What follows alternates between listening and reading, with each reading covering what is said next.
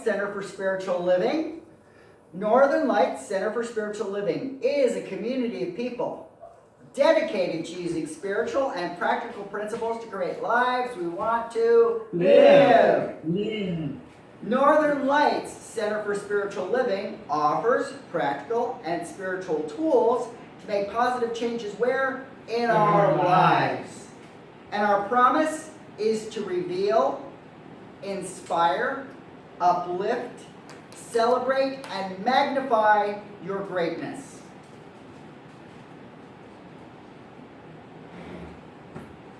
We acknowledge that our presence here on the traditional and unceded lands of the first people of Seattle, the Duwamish and Coastal Salish peoples, who have been tribally associated and affiliated with the Mykal tribe, which has a federal treaty with the United States.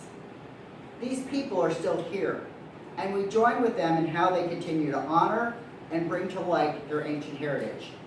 We seek to resist the erasure of Indigenous histories as we work towards honoring and inviting the truth. In a similar fashion, we acknowledge that so much of what we know in this country today, including our culture, economic growth, and development throughout history and across time, has been made possible by the labor of enslaved Africans and their ascendants who suffered the horrors of transatlantic trafficking, chattel slavery, and Jim Crow.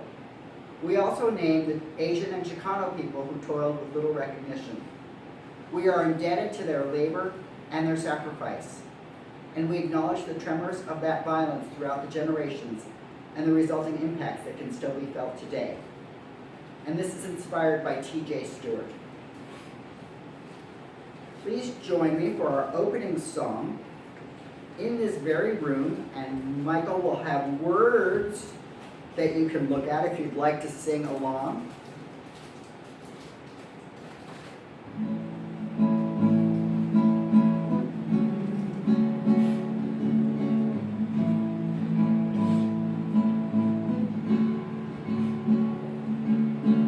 In this very room,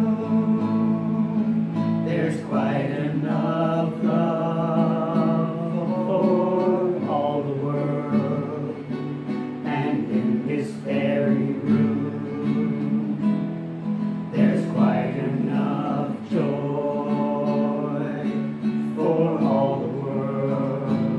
And there's quite enough peace and quite enough power to walk through our every fear. For Spirit, sweet Spirit, is in this very room.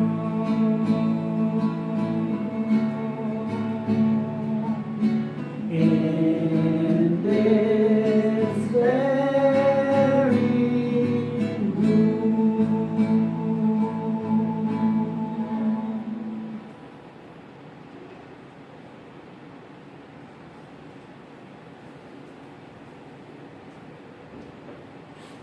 And we come to the point in the service where we just have an opportunity to become still. So with the practice of meditation and a shared meditation, there's something more that can be achieved together. I invite us to become aware of our breath, possibly breathing in through our nose, attending to the rise of our chest, and breathing out through our mouths with an ah, and to feel the chest fall back. Breathing in the rise of the chest, breathing out.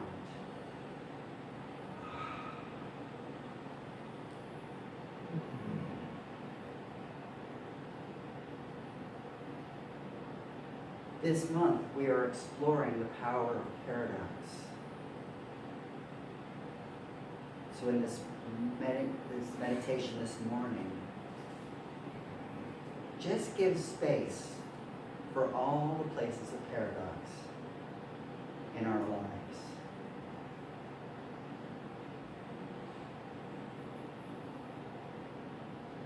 Places when we may feel like not enough is going on, and yet we're too busy at the same time. Places where we can really admire somebody, but they can also really annoy us.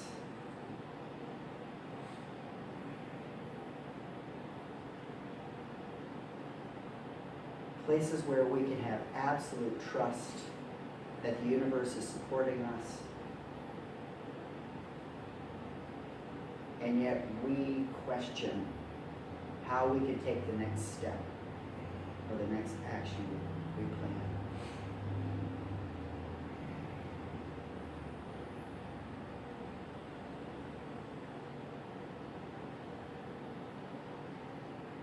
One of the ways of describing the divine is that it is all that is.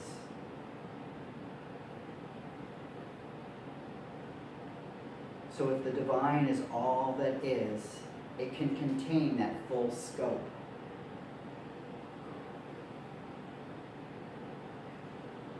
The universe can be a teeming with material. And yet there are spaces in the universe that are absolutely empty.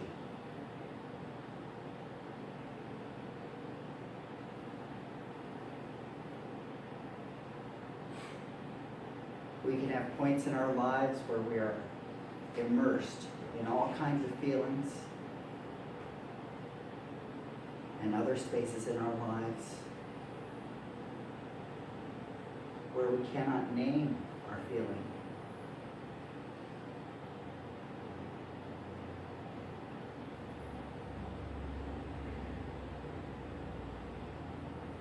So in this space, breathing in and breathing out,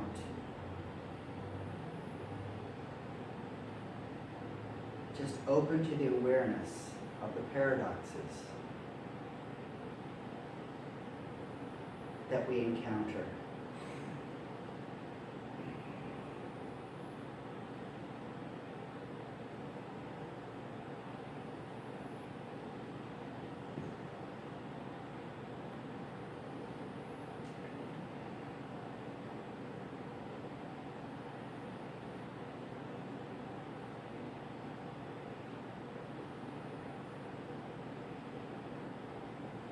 Approach them with gentleness, with kind inquiry.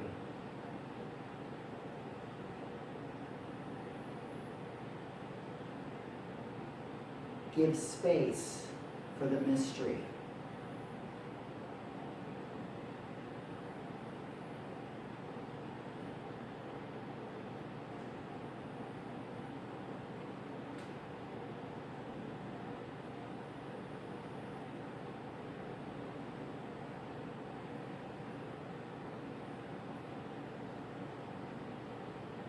Ralph Waldo Emerson is credited with saying or writing, "Consistency is the hobgoblin of small minds."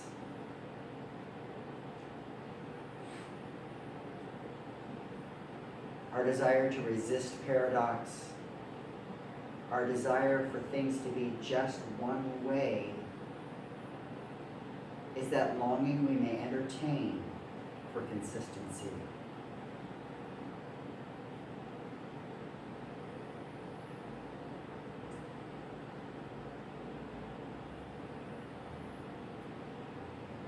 And sometimes the universe greets us with something that is very inconsistent.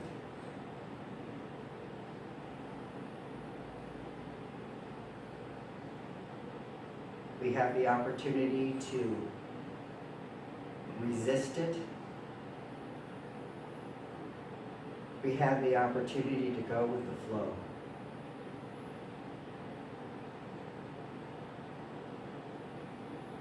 Just pay attention physically, what happens in that place of resistance.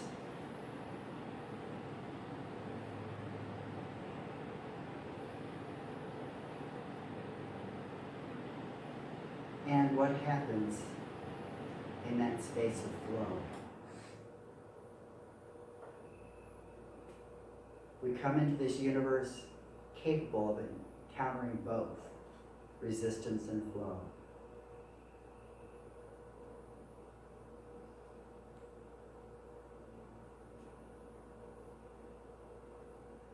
In this time, here and now,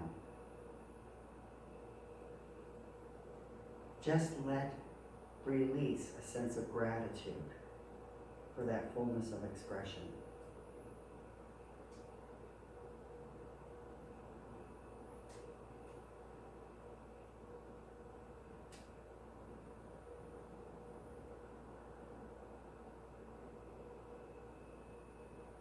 Gratitude for those times of resistance, gratitude for those times of flow.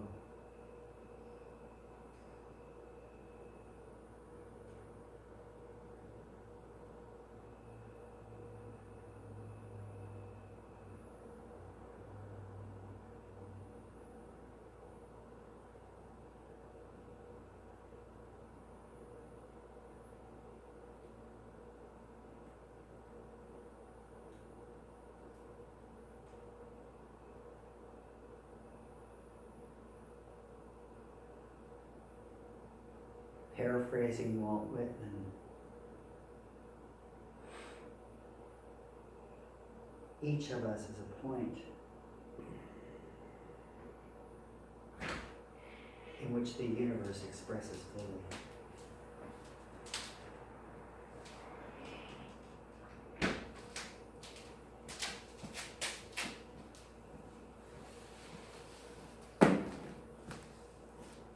With the breath in and breath out, give yourself permission to gratefully acknowledge the vastness within the small frames of our bodies.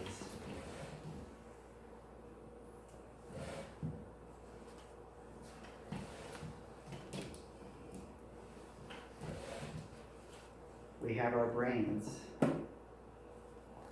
with seemingly infinite connections between their neurons, and yet it's one brain.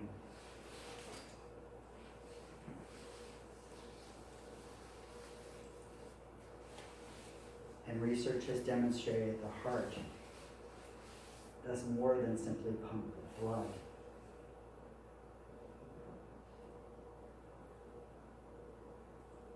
We all come capable of being more, doing more.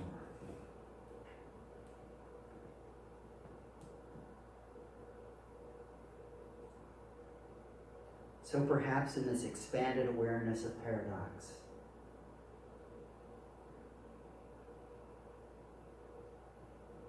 we can appreciate a greater, expanded sense of blessing.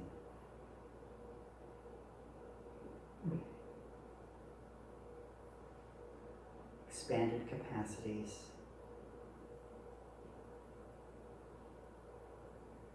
that the universe, which is ever expanding, mirrors our own individual viewpoints.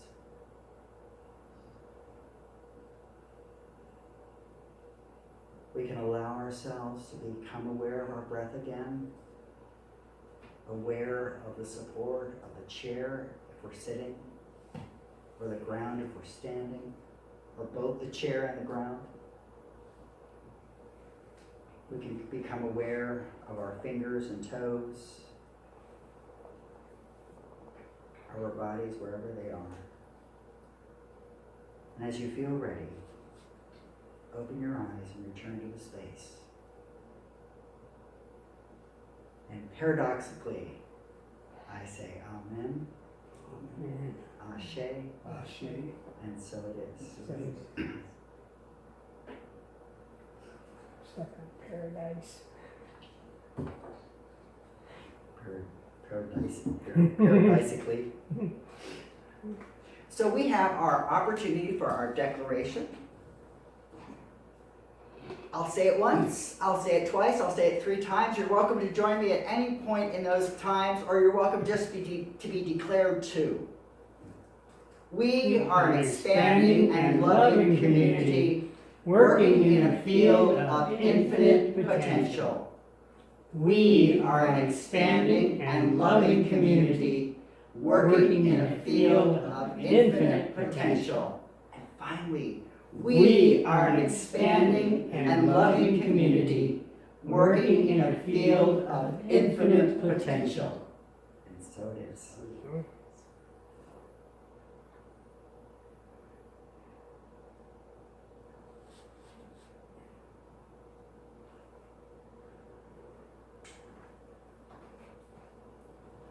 Now I've got the reading on my cell phone, but it actually comes from a person, two professors, Wendy Smith and Marianne Lewis.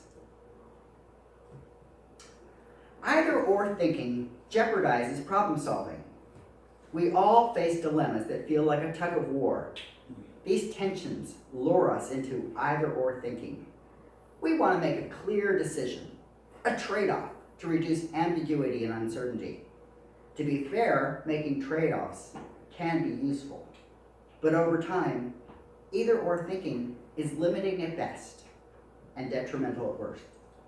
This kind of thinking can lead to three different cycles, vicious cycles: intensification, overcorrection, and polarization. First, intensification means focusing on one side of a dilemma, and we risk losing sight of the other side. Now, it might be fine to focus on one side for a while, but as time goes on, we get stuck. When situations change, we may find that we can't. Second, with overcorrection, we swing wildly to the other side when we try to change. If you've ever been on a diet, you know this yo-yo between excessive discipline and excessive indulgence. Finally, participation in groups, teams, organizations can trigger that third pattern of polarization. This occurs when groups make either or decisions, picking and defending one side of an issue, diminishing and eventually dehumanizing the other.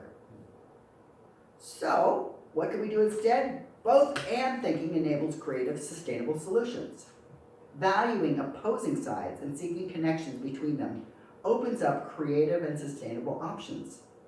Paradoxes are the interdependent oppositions that lurk beneath dilemmas and persist over time.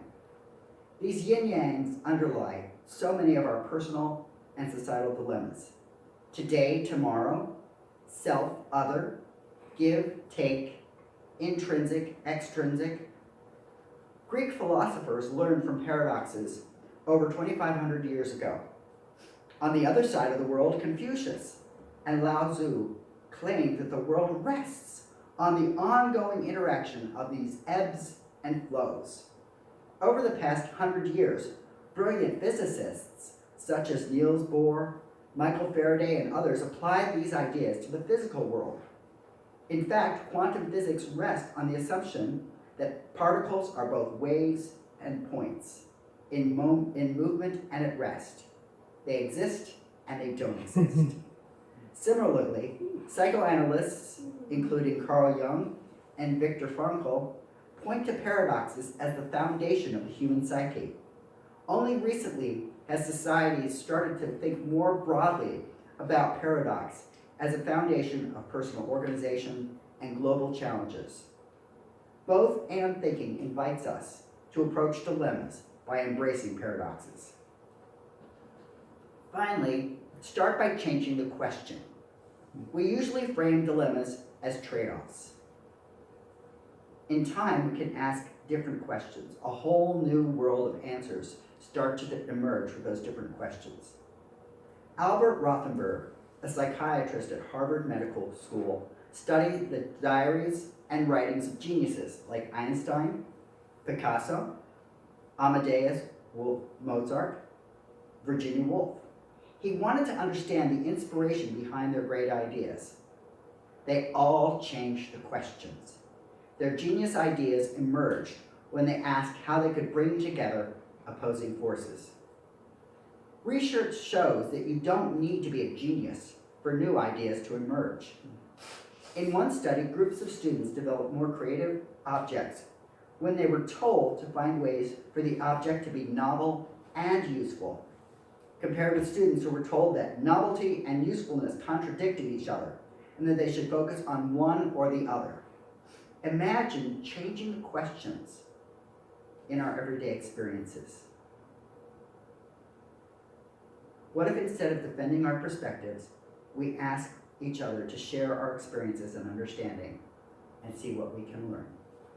And so it is.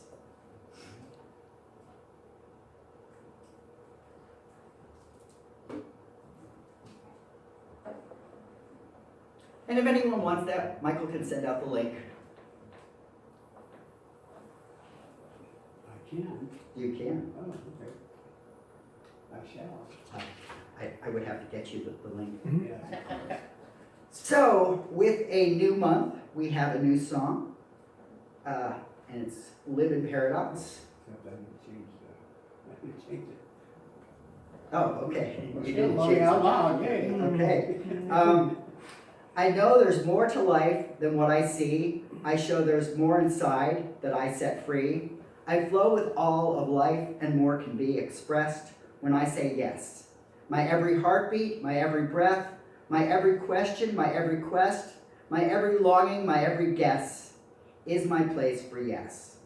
So please join in as you feel comfortable, or just be sung to, or just close your ears and say, I really don't want to hear this, but it doesn't last all that long. So. You and me. And then we'll make our second verse will be you instead of the I pronoun. The third verse will be we instead of the I pronoun, but we'll come back on the fourth time back to I. And then by that point, maybe you'll really feel it.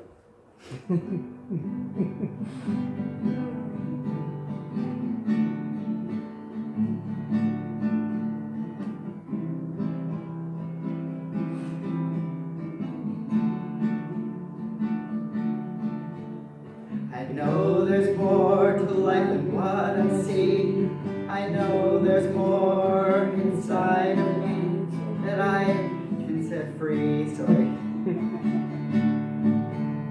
I flow with all of life and more can be expressed when I say yes. My every heartbeat, my every breath, my every question, my every quest, my every longing, my every guess is my place for yes. You know there's more to life than what you see. You show there's more inside that you set free. You flow with all of life and more can be expressed when you say yes. Your every heartbeat, your every breath, your every question, your every quest, your every longing, your every guess is your place for yes. I know that we know there's more for life than what we see. We show there's more that we set free. We flow with all of life and more can be expressed when we say yes. Our every heartbeat, our every breath, our every question, our every quest, our every longing, our every guess is our place for yes. I know there's more. He hasn't changed the thing. You did.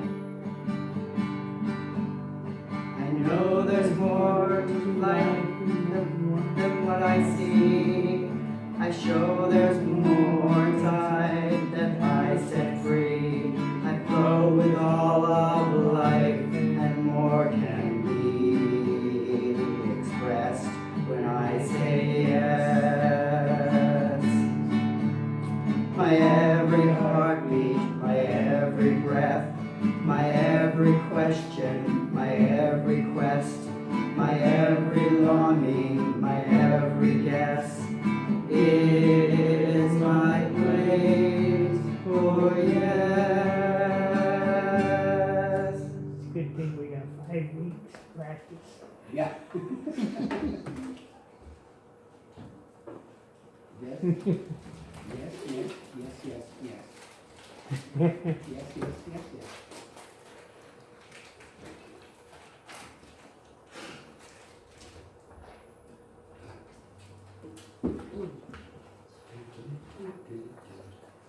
Good morning.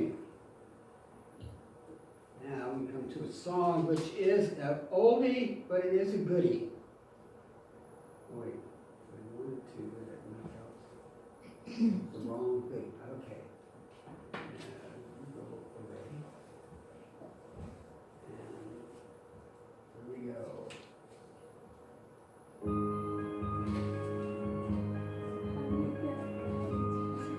We should have done Mariana Janet.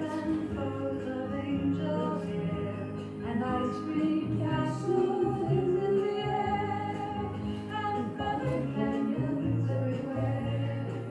I've looked through clouds of gray, but now they only block the sun. They rain and snow on everyone. So many things I would have done, but clouds got in my way. I've looked at clouds from both sides now, from up and down, and still somehow it's clouds illusions I recall. I really don't know clouds at all.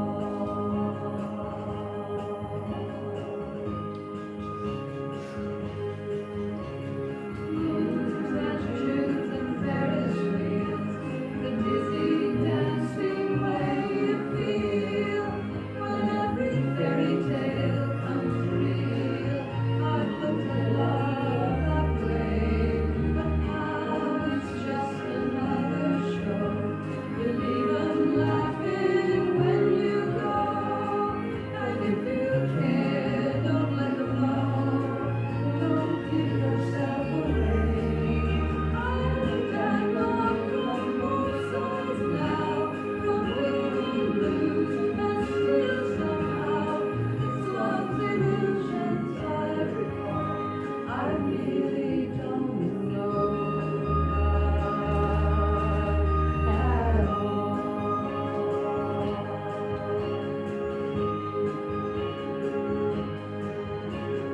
Tears and fears and feeling proud to say I love you right out loud. Dreams and speeds and sugar clouds. I've looked at life that way, but now friends are acting strange. They shake their heads, they say I've changed, but something's lost, but something's gained in living every day. I look at life from both sides now, from good and blues, and still somehow it's life's illusions I recall. I really don't know life at all.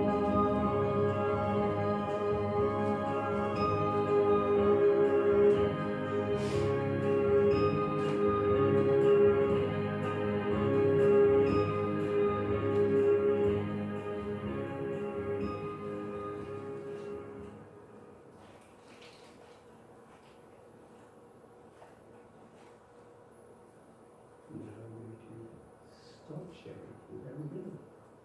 And here we are. Beautiful, right now it's a beautiful October 1st. And as Reverend Vaughn said, we will be 5 weeks of looking at paradoxes, which I found extremely interesting and challenging at the same time. Interesting paradox. Interesting. So, what is a paradox?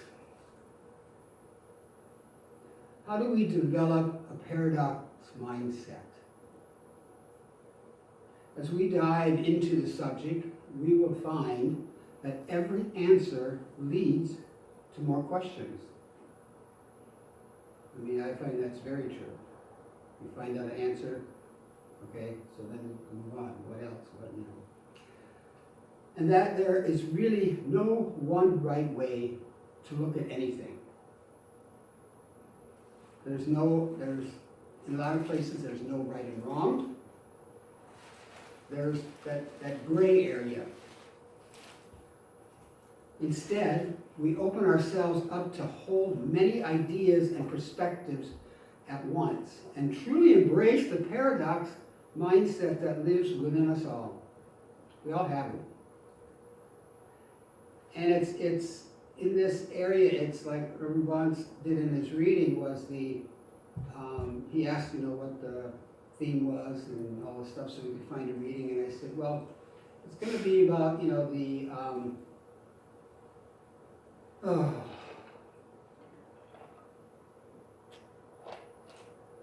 either or. Although you said either, I don't know which way you pronounce it. I have no idea. I guess it's either. I guess it's either or you can pronounce it. Versus the paradox of either or, either. Either. Yeah, there we go. Either or either. Oh my goodness. And there was laughter. On the seventh day there was laughter. And the Spirit said it was good. So, yes, okay, so that versus the both and, which opens us up. I mean, both and really, there is no end to it either way. Because it just can increase more ideas, more, generate more thoughts. I believe Jeffrey here, he has been working on his vehicle, or vehicles, and when he looks at one thing, then another thing pops up. And I know how that is. Well, what is a paradox? First of all, the word paradox comes from the Greek para, meaning contrary to. And doxa means opinion. The Latin term for paradoxium means seemingly absurd, but really true. I like that. Seemingly absurd. Absurd, I like to say that. In Atlas of the Heart, A. Brown defines paradox as the appearance of contradiction between two related components. We find paradoxes everywhere in the world. And I'm realizing, we were talking this morning, I said something. Like okay, you have light and dark. We have both, yet, they're seeming opposite, but one cannot, happen without the other. And you have to, another phrase is, you have to spend money to make money. And if you don't risk anything, you risk everything. And less is more. I mean, that's such an easy one. I mean, less is more. And it's like, oh, okay. God is consciousness and matter simultaneously. My favorite is jumbo shrimp. I just saw that and I said, that's got to be my favorite because that is so, so opposite, The human mind is designed for either or thinking. I mean, we were raised with that, most of us anyway. You have to pick this, like either or, pick with this hand or this hand, And so as years go on, we don't allow ourselves sometimes to, because it's got to be this way. It's like I was trying to explain the other day. I was trying to explain something to Reverend Bond, and a lot of times I can't find the words. So I have to kind of act them out in some ways. I said it's like walking around your whole life with blinders on. You're walking around and all you can see is right in front of you, and that's kind of weird. Actually, it is kind of weird. But once you take that off, see how much more you can see, how much more your mind is open. Like Ernest Holmes, one of the greatest things that I love about Ernest Holmes, that what he said about being open at the top. Not being closed-minded or closed heart or closed anything. Now, we were discussing the other day about, that's the one thing I liked about so many religions, it's either what I say or nothing, like Mary Baker Eddy. Her writings and stuff, they could not be changed or added to or anything. What she said was the gospel. Or Ernest Holmes, evidently he knew, he was going to pass on. And we evolve in time. We evolve in our minds, in our hearts, and society. So we have to be open to new things. And that's where this idea of both and, because that's relatively new from a lot of us, to think that we have this and that. And that nothing being exactly right and nothing being exactly wrong. That I can have an opinion, and Reverend Vaughn can have an opinion, and they may not be the same opinion about the same subject, but both of us, it's our opinions. This evolutionary design was incredibly useful for our ancestors. It was important to be able to quickly tell if movement out of the corner of our eye was the wind blowing leaves or a tiger about to pounce. So you had to be aware. You had to be aware of what your surroundings, for one thing. Now, however, both and thinking is necessary to solve the challenges we face in our society and world. We must shift from thinking in black and white and linear and binary terms like night, like right and wrong, and open ourselves to the paradox mindset. And what is a paradox mindset? Paradox mindset is the ability to hold and consider two seemingly opposite ideas at the same time. Two different ideas, You're working, you have a project to do, and you can choose which way to go with that project. And you have this way and this way. So you've got, so in the long run, you could actually sometimes combine them. And I know when I worked at Boeing in my first years, when I worked in Mykal, I loved doing my job there because I was allowed to use my creativity in what I was doing. I mean, we had to build a certain size that would take up an area, but we could use whatever material we found that was, easy to use or what we had on hand. And that was great because, it wasn't boring. You just, sit there and you make all these widgets one after another. But you were able to create something. Yes, you had, boundaries or whatever, but to get there, you had your whole, your world was open. Well, we tend to believe that being pulled in opposite directions will cause stress. Studies have shown that when we embrace this tension and step into paradoxical thinking, people are more creative, flexible, and productive. I know I like doing, when I'm doing something, if I can have a part in it. Just like I know this may be off the channel a little bit, but I hate being told I can't do something. Don't tell me I can't do something, because you know what? I'm going to do it. I'm going to find the way to do it. Like my first partner, he walked out of the boat. He said, I quit. And the boss says, you can't do that. What? So, that's, like, yes, I can. No, you can't. But watch me. Living our science of mind teaching requires a paradox mindset. As we are consistently pulled in the two seemingly opposite directions of seeing all as oneness, while also being confronted with the suffering and brokenness of the world.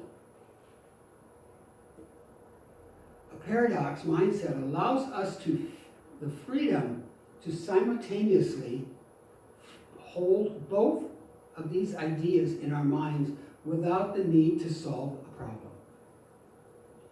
We can keep these ideas there. In fact, by embracing the paradox, we realize that there is no problem to be solved at all.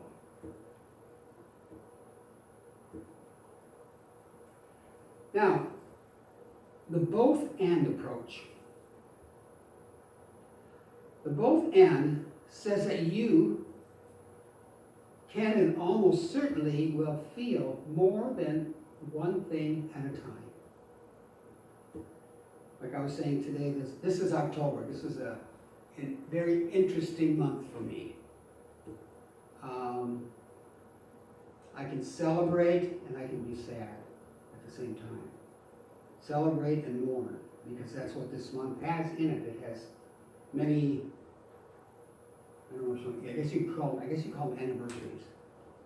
Ones where I can rejoice and other ones where I can rejoice, yet I can still mourn and feel sad. So you've got those two feelings going on at the same time. You can feel both grateful and resentful. And there uses this idea of being grateful and resentful for the pressures of parenthood. You can feel both exhilarated by a high-powered position and overwhelmed by the sacrifices that it demands. Like you got this high position, you're making all this money, but yet you don't have time to spend with your kids, and you don't have time to spend with your significant other. So you can feel both appreciative to stay home with your kids and trapped by its routines. You can both love your career and wish you had more time with your family. You can feel both ambitious and content. Both and honors the full complement reality that life presents. When you experience a devastating loss, like a death, a divorce, a breakup, a life change, you can feel both grief and relief. You can feel both sadness and gratitude, and overwhelm and anger. I know sometimes when I get really overwhelmed that I get anxious, and sometimes when you're anxious and somebody says something, snap their head off. But that's what happens. We have both these feelings at the same time. You can feel both devastated by the relationship's end and confident that ending it was the right decision. I don't know how many have been through that. I've been through it a couple of times. Where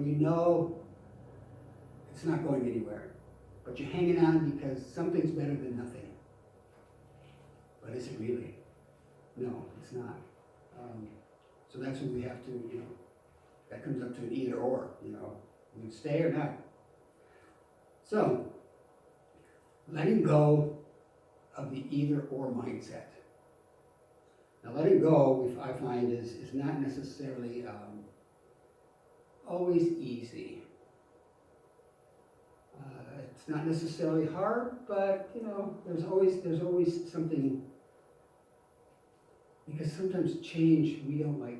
Some of us don't like change.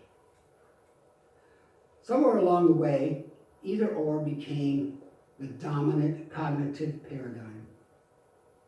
Everything was either or. We learned that our experience was singular and linear. We could only feel one thing at a time. We also learned that in the face of others' pain, there isn't room for our own. So when someone's in pain around us, we cannot allow ourselves to feel pain too. So,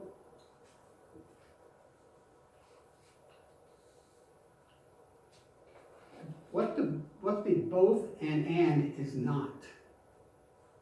The both and is not the enemy of gratitude and perspective. It does not promote wallowing. Instead, both and makes room for a full range of experience. It opens you up. You're not refined to the blinders, to the blinders, the rut in the road, the whatever descriptives you want to use. You are open. You're at that word called choice, and you can think one way or another. It's like, oh.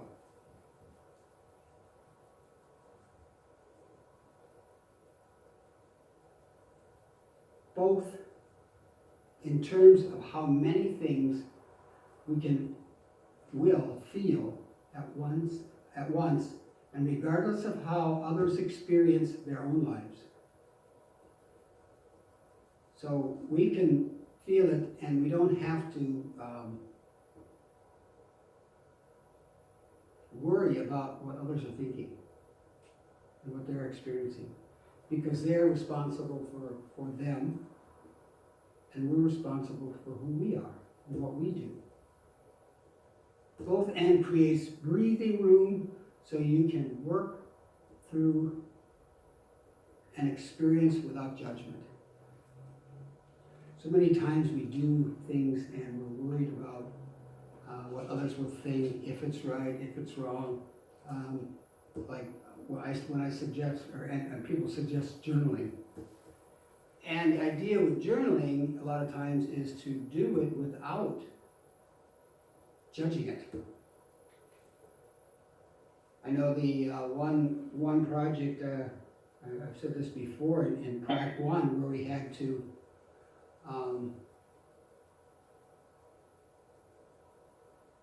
meditate on our childhood for 10 minutes or so, and then we had to journal about it. And that was one of the most eye-opening things I have ever done. And journaling without thinking, just allow the pen to flow.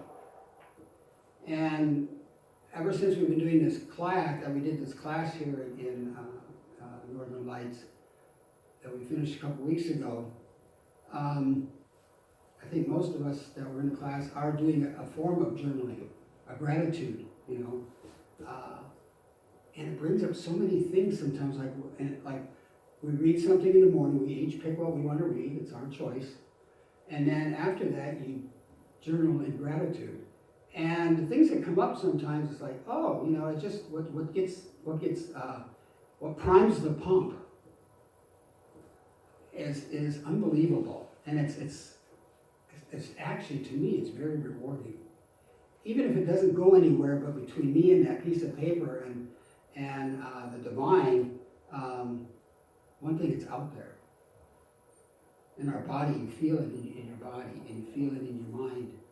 And I think that is one of the greatest things. And if you do it without judgment, don't criticize, well, I should have done this, I should have done that. Then you're shitting all over your place, your space. And that's not healthy.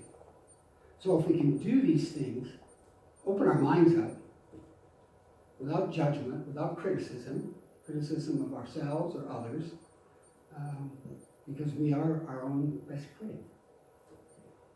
Even though all the world is, is a critic, we are hardest on ourselves. Well, most of us. There are probably some people out there that, don't judge themselves at all. We must embrace the inevitable paradoxes of life if we are truly to create a world that works for everyone, by opening ourselves up to alternative solutions, perspectives, beliefs, and ideas. we are not just finding our way into a world where there's a win-win is enough, but rather we are able to strive for and find a win-win-win.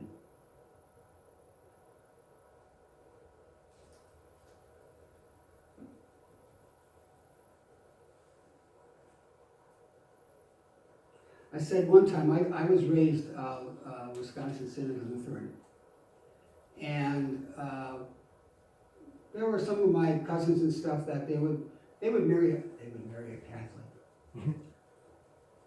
and a lot of them would change religions for the wedding or to get married. And some probably realized that maybe that was a better religion for them, but I said I would never change religions unless I believed in it more than what I actually was in. And along came religious science.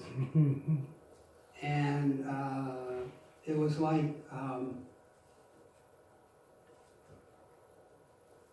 can only say perfect, but at that moment it was the perfect timing. And the idea of experiencing heaven and hell right here.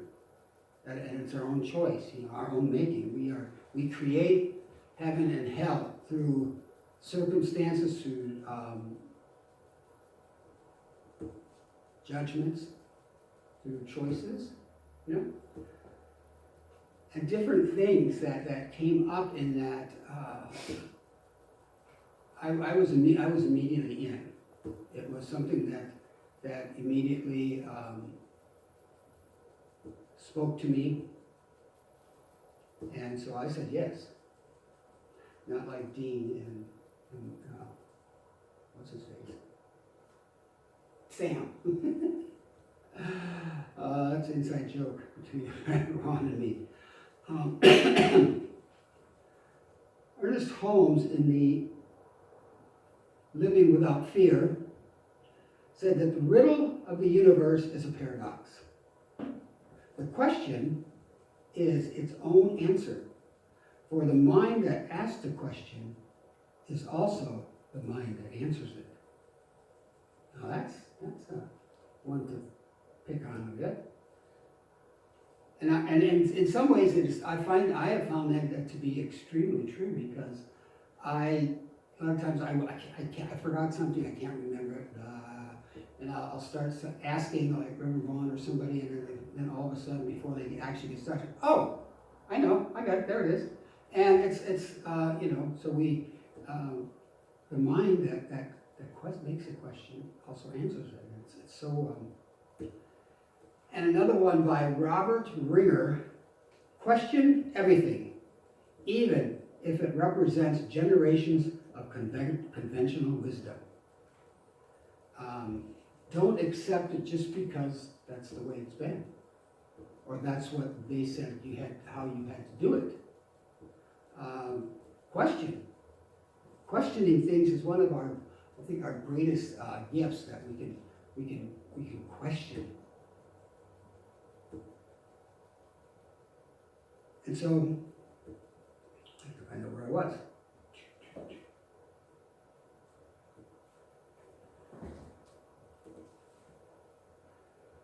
It is when we open to multiple opposite and contradictory ideas, being true at the same time, that we find the possibilities and solutions we never imagined were possible. Open that mind. Just open, like open sesame. Allow yourself to expand. We must embrace the both and thinking to begin to solve the problems of our world and find a way to create a world that works for all people, not just a small group. So there's many solutions to every problem or every challenge. And we can be part of the challenge, and we can be part of the solution. We can be both. Because sometimes, we got set in that either or. Now we need to shift and allow ourselves to open up and see about the both and. Another quote from Ernest Holmes is, "We need to develop a good-natured flexibility."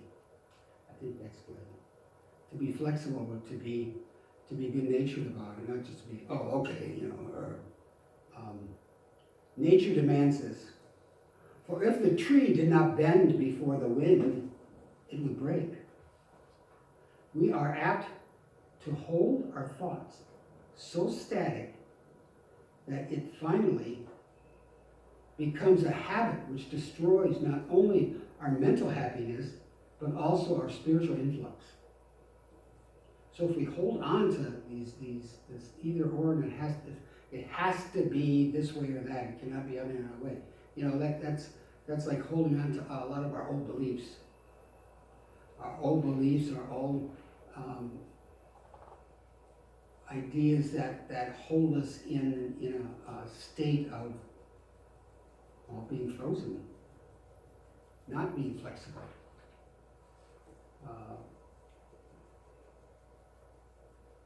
And not opening up to all that is around us. So there was a story that about a paradox. And it started off in the 70s with Southwest Airlines. The founder, he had a revolutionary idea. Rather than having everybody having assigned seats in class fare structure, it was designed at first come, first serve, which I never did like that on Southwest, but that's not it. That's not mine. It was designed at first come, first serve. Those who were in line first got to choose their seat first. The founder, Herb Keller, developed this operating philosophy and chose to continue to put his values and passion first, even when conventional wisdom suggested he could make more money utilizing the current, widely accepted model. Keller was known to say, "Conventional wisdom put a hell of a lot of airlines out of business." Until Southwest came along, it was common thinking that boarding according to where your seat was located was the fastest available process. However, numerous studies show that open seating shaved about 4 minutes off the boarding process, lowering costs and making it more effective and accessible for anyone to travel. It took until 2007 for the airline to perfect the boarding process we see today, with people who check in the earliest getting the earliest boarding spots. Keller's system is a great example of living from a paradox mindset. He believed that equality and putting his values first would benefit not only himself, but his entire airline and everyone who chose to fly them. He used Januism thinking to solve a problem. What is the fastest way to board a plane to allow for more on-time departures? By allowing everyone to choose their own seat, he discovered that utilizing this process actually increased boarding speed while supporting everyone's ability to fly affordably. Choosing to stay in the paradox of what is good for the masses will be good for the few benefited Herb Keller, and Southwest continues to be one of the most popular and profitable airlines today. So the idea, I think everybody probably thought he was crazy, and not having, different classes, first class, economy class, blah, blah, blah, made it, like you said, made it more affordable. And that way they were able to, get more on-time departures. And so we can do that in our lives. So for this week, when a problem or challenge or obstacle arises in your work, relationship, or home, consciously don't jump to the either or. go to the both and. You may have, sometimes I know it's kind of something new and with some of us, and it takes time, and of course it takes practice, but we can do it. We can open up to the both and see how our mind creates. Is there an unconventional solution that embraces seemingly paradoxical goals in a way that you can create a win-win-win situation? Is there a way that you can create a triple win for yourself and then probably for all those around you? Because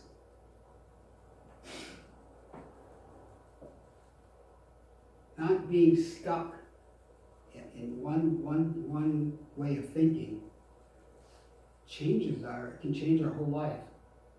Can change who we are and how we move about in the world. And I love that saying that the mind that asks the question is answering it, and it's so.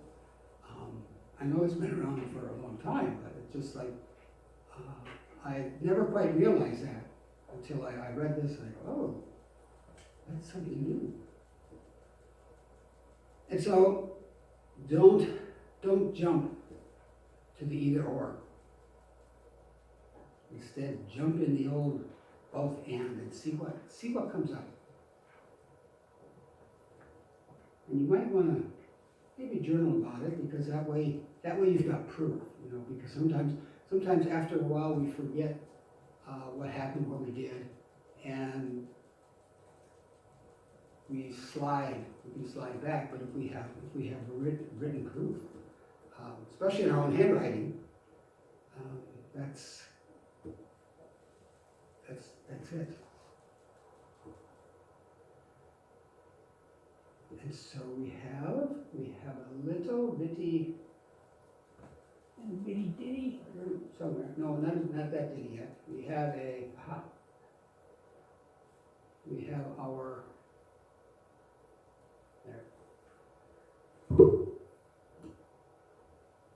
affirmation for today. Oops. Oh, that's on that one. No, it's on. Yeah. If you can read this. Oh, okay. I did it on this one, but there's a line over it. Oh, okay. Oh, there they are. Right in the bottom. Okay. I'll say this once, and then we'll do it a total of 3 times. I embrace a paradox mindset in everything I do. I embrace a paradox mindset in everything I do. I embrace a paradox mindset in everything I do. And so it is. And now we'll go to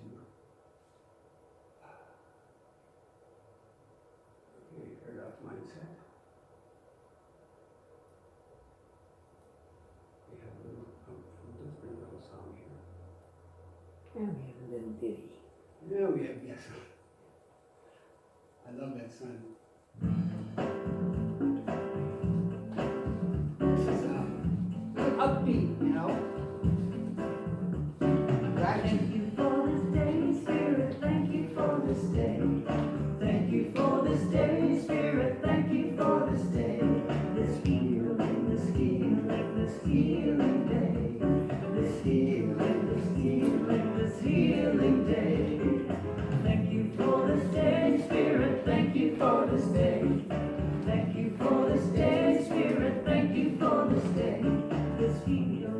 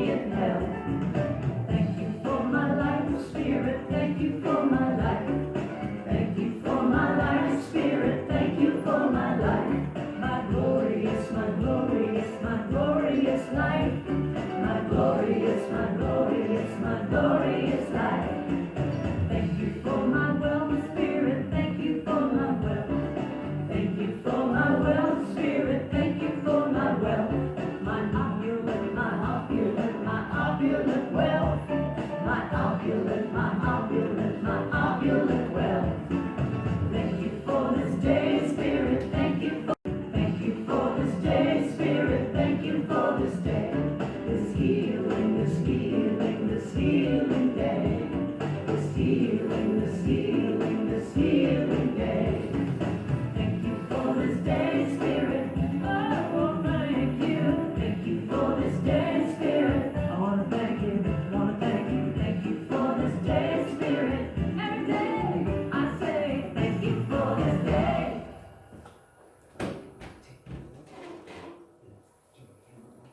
I saw war, I saw movies. Got going a bit further. In case you want to make a donation. There we go.